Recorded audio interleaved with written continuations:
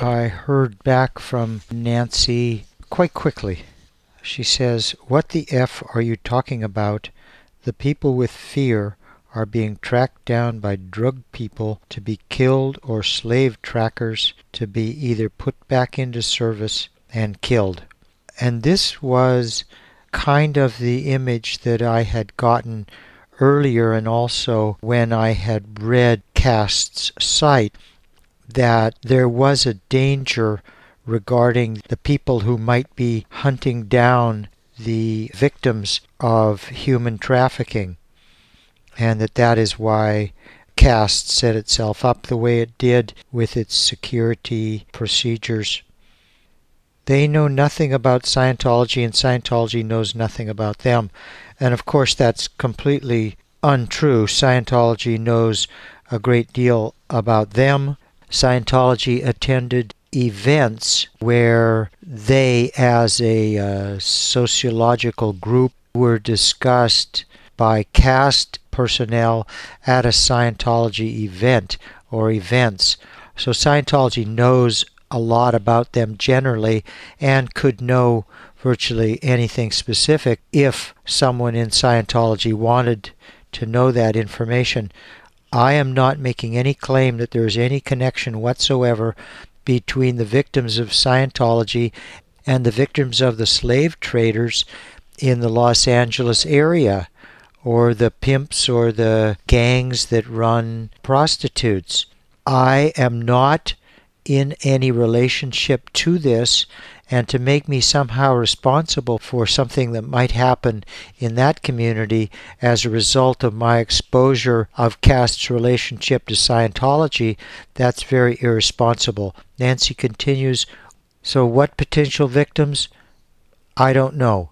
There are victims like myself, victims of Scientology, who doubtlessly are going to be further victimized by Scientology with this organization if they are led, as I was led to believe, that this organization actually viewed Scientology's victims as victims of human trafficking and really were giving them the kind of care which was offered and seemed to be guaranteed. That is, an attorney, dental work, medical work, counseling, and a well-paying job perhaps." Nancy says, "You have shown me one of a tremendous amount of groups that are on their advisory board. Advisory boards do not have power. They are public relations tools. That is imaginary. The idea that Scientology allows itself to be a public relations tool is ridiculous. Scientology uses, it does not allow itself to be used. That's a complete misview of what is going on. Advisory board, in this case, it could have all the power that the organization that Cast gives it. So it's impossible to dispense with the power that an advisory board has by virtue of being an advisory board. Scientology has incredible power, they have incredible wealth, and they do not allow themselves to be used as a public relations tool. They certainly would use Cast as a public relations tool, but I don't think that that's so much the situation in present time. This has to do with sending people to Cast to debrief to them and to make themselves vulnerable, to provide a lot of personal information, and to allow themselves to become, through their testimony, a dossier that is going to exist in Cast's files, be used for a number of purposes, some of which we'll get to a little later on, and to be available to Scientology.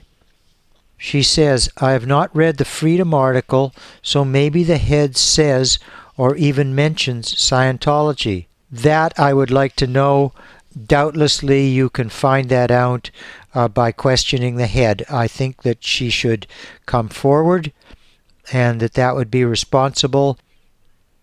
Yeah, I don't see any other way around that. She cannot go back and hide. So I think you may get your wish. We'll find out what she says or even mentions about Scientology.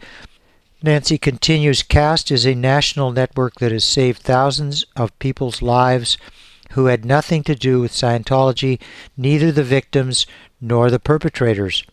Well, of course, you really can't say that if there are among those victims, but that is an interesting statistic that all of the victims of human trafficking up to here, thousands whose lives that CAST has saved, have had nothing to do with Scientology.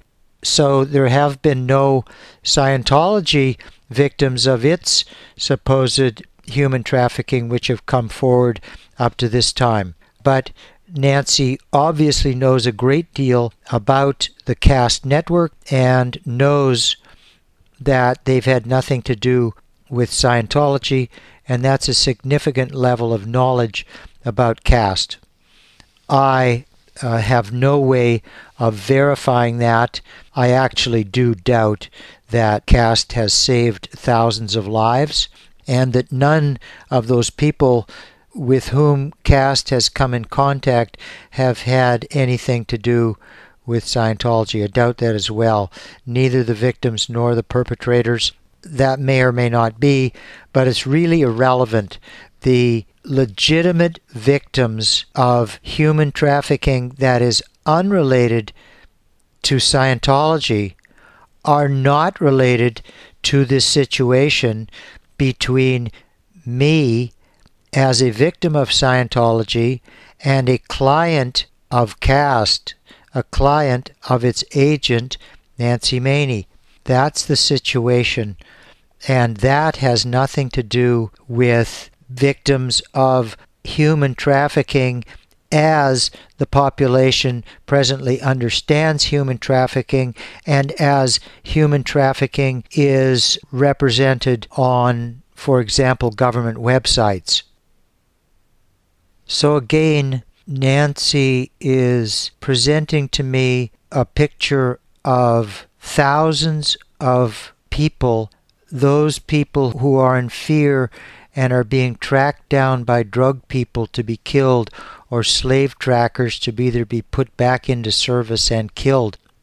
And that there are thousands of these people, and that it is really a serious tragedy, and that somehow by me doing what I'm doing and dealing with Scientology, I'm somehow putting those people at risk. That is erroneous, and it's unkind and unreasonable, and the way this thing proceeds, quite threatening. So she continues, if you're, quote, outing them, unquote, hurts in any way one person from safety, then it is on your head. I think that CAST, Scientology, and Nancy have a significant motivation to find some way in which something that I have done can be used to get someone to be hurt in some way, and that then that can be on my head.